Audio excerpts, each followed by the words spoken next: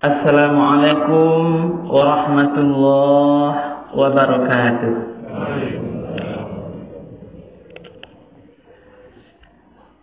Allahu Akbar, Allahu Akbar, Allahu Akbar, Allahu Akbar, Allahu Akbar,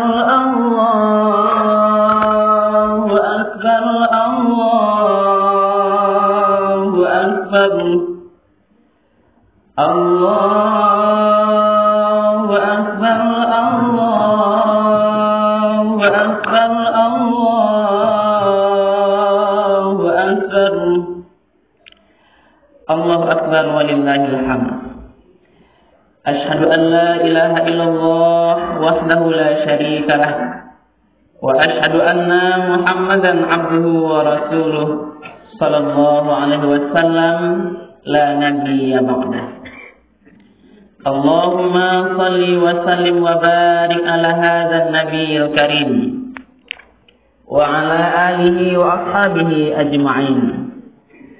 Faya ayuhan nas wal hadirun usikum wa nafsi bitaqwallah. Ittaqullaha haqqa tuqatih wa la tamutunna illa wa antum muslimun. Faqala Allah ta'ala fil Qur'anil Karim, A'udzu billahi minasy syaithanir rajim. Bismillahirrahmanirrahim. Inna Ibrahim kana ummatan qanitan lillahi hanifa wa lam yakun minal musyrikin. Shadaqallahul azim. Bapak-bapak, ibu-ibu, saudara-saudari hadirin kaum muslimin, sidang jemaah salat Idul Adha yang dimuliakan oleh Allah. Marilah kita sama-sama sejenak menyampaikan ucapan puji dan syukur. Alhamdulillahi rabbil alamin. Segala puji bagi Allah Tuhan semesta alam, yang hanya karena rahmat dan karunia-Nya lah di pagi yang berbahagia ini kita bersama-sama masih diberikan kesehatan, kesempatan untuk melakukan ibadah salat sunat Idul Adha di masjid yang sama-sama kita cintai. Kemudian salawat dan salam kita doakan semoga disampaikan kepada yang lebih besar kita, Nabi Muhammad sallallahu alaihi wasallam. Allahumma shalli ala Muhammad wa ala ali Muhammad. Rasulullah telah membawa umat manusia ini dari zaman jahiliyah kepada zaman yang mengenal Islam sebagaimana yang kita rasakan pada saat sekarang ini. Allahu Akbar, walillahil hamd. Hadirin jemaah salat Idul Adha yang dimuliakan oleh Allah. Sebagai dasar awal khutbah kita, tadi khatib membacakan Al-Quran surat An-Nahl ayat yang ke-120. Ayat ini hadirin kaum muslimin bercerita tentang rahasia kesuksesan Ibrahim alaihissalam, baik dia berperan sebagai seorang ayah, sebagai seorang rasul kepada kaumnya. Di sini diceritakan atau disampaikan hadirin jemaah, karena momen Idul Adha ini kita semua paham ritual haji, ritual kurban semuanya tidak terlepas dari sejarah kehidupan Nabi Ibrahim alaihissalam. Rasul Muhammad pun Rasul kita sallallahu alaihi wasallam di dalam surah An-Nahl berfirman juga menyampaikan disuruh oleh Allah untuk mengikuti milah Ibrahim tersebut. Sebagaimana Allah berfirman, Summa auhayna ilaika anittabi' millata Ibrahim hanifa. Kemudian kami wahyukan kepada engkau Muhammad, ikutilah millah Ibrahim yang hanif itu. Wa ma kana minal musyrikin, sesungguhnya dia tidak tergolong kepada orang-orang musyrik. Berarti ada sebuah hal yang sangat hebat hadirin jemaah salat Id. Apa kehebatannya? Mari kita lihat nanti potretnya digambarkan di aula dengan ayat yang kita sampaikan tadi. Ibrahim memiliki beberapa gelar.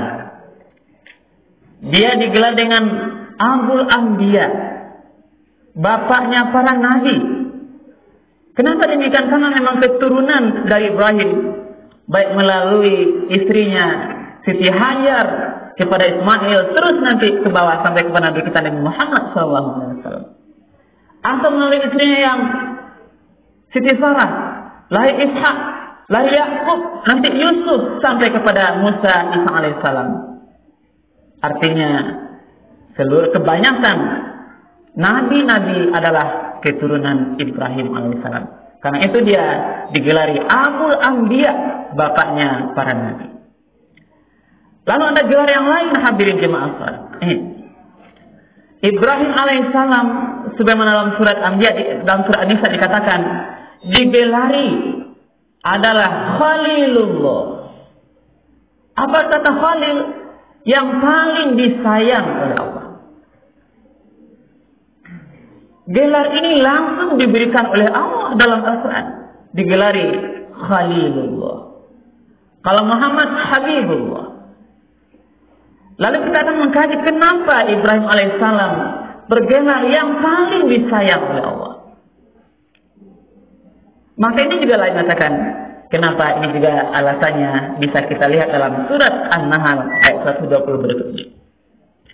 Allah berfirman, Inna Ibrahim ma kana ummatan qanitan lillah hanifan. Dalam ayat ini ada 4 rahasianya. Nanti ditambah satu yang kelima dalam ayat berikutnya. Sesungguhnya Ibrahim kana ummatan. Sungguh Ibrahim itu adalah yang pertama rahasia dia ummatan bahasa Arab. Banyak penafsiran tentang makna ummatan dalam surat ini. Ada dikatakan memang dia sebagai manusia bisa satu umat yang sama dengan manusia lain. Ada makna lain penafsirannya mana imaman. Dia adalah imam yang menjadi suri tauladan bagi kaumnya, suri tauladan bagi istrinya, suri tauladan bagi anak-anaknya.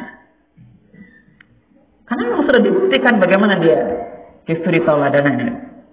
Sudah dicontohkan mulai dia sejak lahir. Bagaimana proses Ibrahim nanti mencari Tuhan.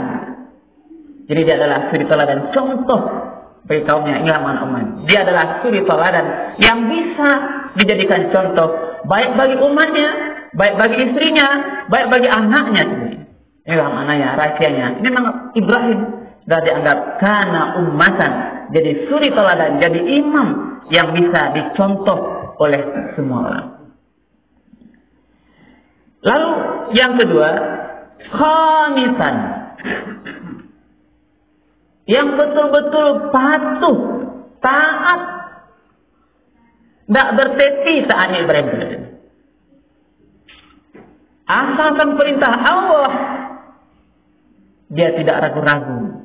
Hadirin jemaah, dari mana kita lihat inilah sejarah ketika dia baru melahirkan, ketika dia berdoa sudah 18 tahun. Ya, istri pertama Siti Sarah tidak dapat anak, nanti istri dengan Siti Hajar dikaruniai Ismail. Ketika Ismail lahir, singkat cerita hadirin jemaah, ternyata ada semacam kecemburuan dari Siti Sarah. Karena Sarah istri pertama nggak melahirkan anak, dihadiahi nanti ketika dia oleh Raja Mesir sebagai budaknya, sebagai hadiah untuk Ismail, Siti Hajar yang lebih muda dari Siti Sarah, lahir Ismail. Ketika lahir, Allah perintahkan Ibrahim untuk membawa anaknya ke daerah yang tadi inilah Mekah dari Palestina.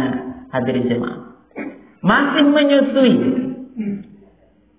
Tapi ini perintah Allah, bawalah, disuruh perintah bawa Ismail dalam masa menyusui. Nanti setelah kepada sebuah bukit yang gersang, padahal yang gersang tidak ada tanaman, sebagaimana juga diceritakan oleh ayat.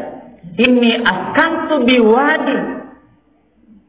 Wahai Allah, aku telah meninggalkan ini anak keturunanku di sebuah lembah yang tidak ada suri kehidupan, tidak ada tanam-tanaman. Karena ini perintah Allah, maka Ibrahim tidak ragu-ragu. Dibawalah Siti Hajar dan Ismail yang masih menyusui ke lembah yang dinamakan di Bakkah itu. Inilah yang sekarang kita kenal dengan Makkah. Tinggal di sana, lalu Ibrahim berangkat tanpa menoleh, karena sudah perintah Allah pergi balik ke Palestina. Hajar sebagai ibu, suaminya pergi, tentu bertanya, ibu, wahai suamiku Ibrahim, mau kemana? Ketika malah balik, Ibrahim diam. Ditanya balik oleh Siti Hajar, wahai suamiku Ibrahim, apakah ini perintah Allah? Tinggal di bukit yang gersang, tidak ada kehidupan kau. Lalu Ibrahim mengatakan, hadza min amri Rabbi, ini memang perintah Allah. Karena perintah Allah sebagai istri yang solehah, tidak ragu Hajar mengatakan, kalau ini perintah Allah, saya yakin tentu Allah tidak akan menyia-nyiakan umatnya sebagai hambanya di lembah yang kesana, pasti ada rahasianya. Lalu Ibrahim berangkat. Inilah bentuk kepatuhan Ibrahim. Lalu puncaknya hadirin jemaah, kepatuhan Ibrahim dalam ritual kurban yang sama-sama tahu. Gadang Ismail, lah mulai bisa berusaha, ada perintah kurban. Dalam surah As-Saffat diceritakan, falamma balagha ma'ahu sa'ya, qala ya bunayya inni ara fil manam anni azbahuka fanzur madza tara. Qala ya abati fa'al ma tu'mar satajiduni insyaallah minas shalihin. Ini hebat hadir. Pada saat seorang ayah melihat anaknya bergadang, diceritakan dalam berapa masih lebih kurang 9 tahun baru mulai besar, dianggap mampu berusaha bisa menolong Ibrahim. Ada mimpi Ibrahim. Mimpinya Nabi Ibrahim adalah syariat, perintah, hadirin jemaah. Mimpi dia menyembelih anaknya. Setelah mimpi itu langsung tidak, memang sebagai manusia bimbang Ibrahim. Apakah mimpi ini benar? Lalu merenung dia setelah mimpi itu. Mungkinkah saya nanti akan menyembelih anak saya? Lalu besoknya mimpi itu muncul lagi. Lalu kuatlah keyakinan Ibrahim ini perintah Allah. Maka disampaikanlah kepada istri juga merelakan, anaknya juga mau. Falamma balagha ma'ahu sa'ya, maka tatkala Ismail telah dianggap mampu kuat berusaha, sudah mulai besar. Qala wahai anakku. Dipanggil Ismail dalam dekapan anak seorang ayah, ya bunayya, wahai anakku. Ini panggilan ya bunayya, panggilan sayang, hadirin. Inni ara fil man. Sesungguhnya ayah melihat dalam mimpi, diperintah oleh Allah, anni azbahuka, untuk mengorbankan engkau wahai anakku sayang. Ismail seorang anak, dia tahu persis resiko dikorbankan. Bukan mimpi hadirin. Dia tahu kalau korban itu disembelih, dia dikorbankan, dia tahu persis. Tapi karena memang anak yang soleh, yang diilhamkan kesabaran yang luar biasa, yang hebatnya, apa jawabannya? Ya abati. Dia memanggil ayah dengan ya abati. Abati ini adalah panggilan gabungan antara ya abi, ya buya. Ini kalau abi memanggil ayah karena unsur ada keturunannya sebagai kelahiran ayah yang melahirkan sebagai nasabnya, sebagai menghormati ayah kandung maksudnya. Kalau Buya menghargai karena keilmuannya di antaranya. Lalu Ismail menyatakan, ya abati wahai ayah, demi yang saya muliakan, yang saya hormati, yang saya sanjung, yang melahirkan saya. Ya abati wahai ayah yang sangat saya hormati, saya sayangi, saya junjung tinggi. If'al ma tu'mal. Kerjakanlah ayah apa yang diperintahkan oleh Allah. Tidak ragu dia hadir. If'al ma tu'maru satajiduni insyaallah, akan kau dapati aku insyaallah karena izin Allah minas sabirin, sebagai orang yang sabar. Ini ujian berat hadir. Bagi ayah berat, bagi ibu apalagi berat, bagi anak apalagi berat dalam ritual pengorbanan. Maka itulah ketika diajak Ismail dalam perjalanan ke sebuah bukit, dalam pengorbanan, dalam perjalanan terus diganggu oleh iblis atau syaitan, digoda agar ritual itu tidak jadi di kerajaan. Ibrahim digoda, wahai Ibrahim, bisikan syaitan, mimpi ini mungkin mimpi asal-asalan saja. Bisa jadi mau kamu korbankan anak kamu. Istri juga digoda ibunya, Siti Hajar. Ismail juga digoda. Tapi inilah cerita sejarah yang menyatakan dilempar dengan lemparan yang sekarang kita kenal dengan ritual haji, melempar jumrah. Inilah melempar bisikan setan yang menggoda agar jangan nanti Ismail ini tidak jadi dikorbankan melawan atau tidak mengerjakan perintah Allah. Di sini rasanya betul-betul. Yang kedua itu dikatakan Ibrahim qanitalillah, betul-betul dia patuh pada Allah. Itu rahasia yang kedua. Yang ketiga, hanifan. Mana hanif ini? Adalah lurus, selalu lurus beragama yang benar, menjauh daripada kebatilan, kemungkaran, kemusyrikan. Kita mengenal Ibrahim alaihissalam adalah seorang manusia yang ilhami betul-betul dari kecil sampai besar, tidak mau terlibat dengan kemusyrikan. Ibrahim lahir dalam sebuah kaum yang menyembah berhala. Dalam lingkungan kekuasaan Raja Namrud, yang saya itu ketika dia lahir ada sebuah perintah, bayi laki-laki yang lahir itu dibunuh semuanya. Maka Ibrahim dibawa oleh Azar ayahnya, karena tahu nanti risiko pada saat hamil Siti Hajar, dibawalah masa hamil orang tuanya Ibrahim ke sebuah gua gitu. Selamat dilahirkan. Dalam perjalanan mencari Tuhannya, mari kita lihat ibu bapak jemaah. Pertama, Ibrahim waktu kecil sudah sering bertanya kepada ibunya, wahai ibu atau wahai ibu, nyoba tanya, siapa Tuhan ibu? Maka bingunglah ibunya menjawab, ya Tuhanku adalah bapakmu. Lalu Ibrahim bertanya, ini Ibrahim kecil, kalau bapak siapa Tuhannya? Tambah bingung ibunya juga. Bapakmu Tuhannya Raja Namrud. Ditanya lagi, Raja Namrud siapa Tuhannya wahai ibu? Maka bingung aja, tidak terjawab. Inilah waktu kecil ini, Ibrahim kecil sudah mencari Tuhan. Tambah lagi ketika dia mencari Tuhan melalui tata surya, dilihat bintang malam hari bersinar indah. Inilah Tuhanku, kata. Lalu besok pagi bintang itu ada tenggelam. Lalu karena bintang tenggelam, dia bertanya, tidak mungkin Tuhan itu terbit dan tenggelam. Hari besok kita lihat bulan yang lebih rancak cahayanya. Wah, mungkin ini Tuhan. Tapi besok juga tenggelam. Ibrahim dalam firasatnya, tidak mungkin.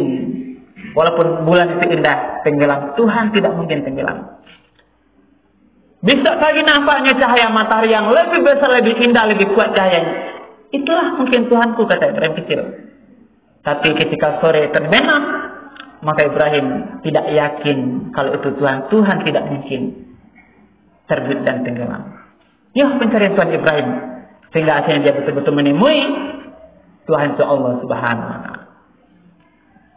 Dalam pesan juga di sejarah negara, dia sering berdebat dengan kaumnya yang menyembah berhala, termasuk Raja Namrud. Kenapa dia tahu ketika Ibrahim sudah mulai besar, pas tahu ketika menghancurkan patung-patung itu, patung-patung berhala. Ketika semua kaum ada sebuah acara, Ibrahim tidak mau pergi dia ke tempat penyembah berhala, dihabiskan semua patung-patung kecuali satu yang besar. Lalu kapaknya itu ditaruh di atas leher patung besar itu. Nah, ketika kaumnya sudah pulang melihat hancur semua patung-patung sembahannya itu, dipanggil Ibrahim. Engkau yang melakukan ini wahai Ibrahim, seorang pemuda waktu itu. Ibrahim bagaimana? Dia tidak menjawab. Silahkan engkau tanya patung yang besar itu. Mungkin dia bisa menjawab. Kaumnya sadar. Tidak mungkin patung yang besar itu menjawab, akan mengatakan siapa yang menghancurkan patung yang lain. Lalu bagaimana? Kalau tahu Ibrahim tidak mungkin patung itu menjawab. Lalu Ibrahim mengatakan, kalau dia tidak bisa menjawab, apalagi menolong kalian, kenapa kalian sembah? Tidak bisa memberi mudarat, memberi manfaat kepada kalian. Inilah bentuk diskusi Ibrahim. Termasuk dipanggil oleh Raja Namrud sendiri. Wahai Ibrahim, ini ketika dengan Raja Namrud ditanya, wahai Ibrahim, siapa yang kau maksud dengan Tuhan? Tuhan itu kan saya, kata Raja Namrud. Lalu Ibrahim berdiskusi, Tuhan saya yang bisa menghidupkan dan mematikan. Lalu Namrud mengatakan, saya juga bisa mematikan dan menghidupkan, wahai Ibrahim. Dipanggil pengawalnya, pengawal hadirkan 2 manusia sekarang. Dibawa 2 manusia, lihat Ibrahim, saya bisa menghidupkan, mematikan yang 2 ini. Untuk yang satu diperintahkan ambil pedang algojonya, dibunuh mati. Yang satu dibiarkan lepas dengan selamat. Kamu lihat Ibrahim, saya bisa mematikan dan menghidupkan. Lalu Ibrahim tidak hilang akal dengan satu pernyataan. Kalau kamu betul Tuhan, coba kau pindahkan terbitnya matahari yang diterbitkan oleh Tuhanku dari arah timur, kau pindahkan terbitnya ke barat pada pagi hari. Tidak bisa Namrud menjawab. Inilah kehebatan logika Ibrahim dalam mencari Tuhan. Akhirnya dibakar. Dibakar pun hati jemaah, dia tidak gentar, patuh masuk ke dalam api yang sudah menyatakan api tidak hangus membakarnya karena takdir Allah. Kepada api berfirman, ya naru kuni bardan wa salaman ala Ibrahim. Wahai api, jadilah dingin dan selamatkanlah Ibrahim. Inilah ceritanya. Lalu hadirin jemaah yang dimuliakan oleh Allah. Allahu Akbar, Allahu Akbar, walillahil hamd. Disambung ayatnya oleh ayat berikutnya, walam yakum minal musyrikin. Ibrahim itu tidak terlibat dalam kemusyrikan. Syakiran li an'umi. Lalu yang terakhir rahasianya. Rahasia Ibrahim adalah syakiran li an'umi. Mensyukuri, betul-betul bersyukur dalam semua nikmat yang Allah berikan. Syukur ini perlu kita terus galakkan hadirin jemaah. Sebagai seorang muslim yang beriman, kita sudah diberikan nikmat yang banyak oleh Allah. Tidak bisa kita hitung. Maka surah Al-Kawthar dalam ayat yang paling pendek. Surah Al-Kawthar adalah surah yang terpendek dari segi jumlah kata dan jumlah huruf. Bukan jumlah ayat. Kalau jumlah ayat, surah Al-Kawthar itu 3 ayat. Ada 2 ayat lain. Yang pertama surat An-Nasr, Al-Asr. Tapi surah Al-Kawthar paling pendek. Dia hanya ada sekitar 10 kata dan lebih kurang 46 huruf. Kalau surah An-Nasr, Iza Ja'a Nasrullah, ada 14 kata lebih kurang. Kalau surah Al-Asr, Wal-Asri. Kalau surah An-Nasr ada lebih kurang 17 kata. Surah Al-Kawthar yang terpendek tapi maknanya terdalam dalam itu. Inna a'tayna al-Kawthar, kami telah berikan kau nikmat yang banyak. Karena nikmat telah kita nikmati, maka ada sebuah perintah Allah kita mensyukuri. bangun seperti itu, fasholli rabbika, maka salatkanlah Tuhanmu, wanhar, dan berkurbanlah. Inilah ibadah kurban yang insya Allah kita lakukan. Nanti setelah sholat ini atau besok 3 hari ke depan, ibadah kurban adalah sebuah ibadah yang sangat mulia, sangat besar pahalanya, dan banyak hikmahnya. Ketika ditanya Rasulullah, wahai Rasulullah, apa ganjaran orang yang berkurban? Dikatakan oleh Rasulullah, dalam setiap helai rambutnya ada satu kebajikan. Bahkan bulu-bulunya Rasulullah, dikatakan dalam setiap bulunya juga ada kebajikan. Ini menggambarkan tidak bisa kita hitung berapa jumlah helai bulu dan rambut hewan kurban. Ketahuilah Allah akan memberikan ganjaran yang amat besar dalam ibadah kurban ini. Lalu apa lagi? Dalam hadis dikatakan bagaimana cepatnya diangkat pahala orang berkurban.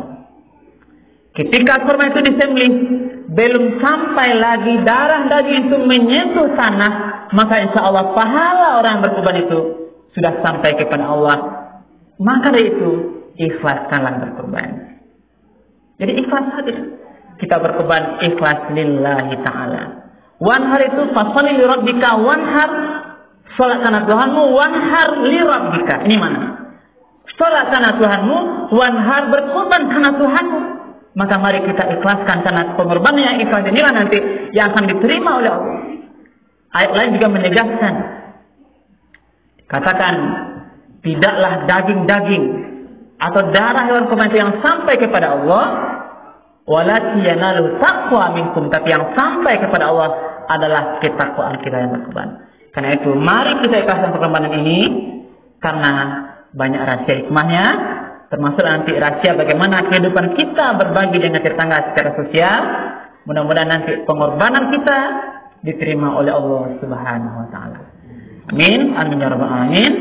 Demikian hadirin jemaah, mudah-mudahan bermanfaat khutbah kita ini. Fa'tabiru ya ulil absar la'allakum turhamun.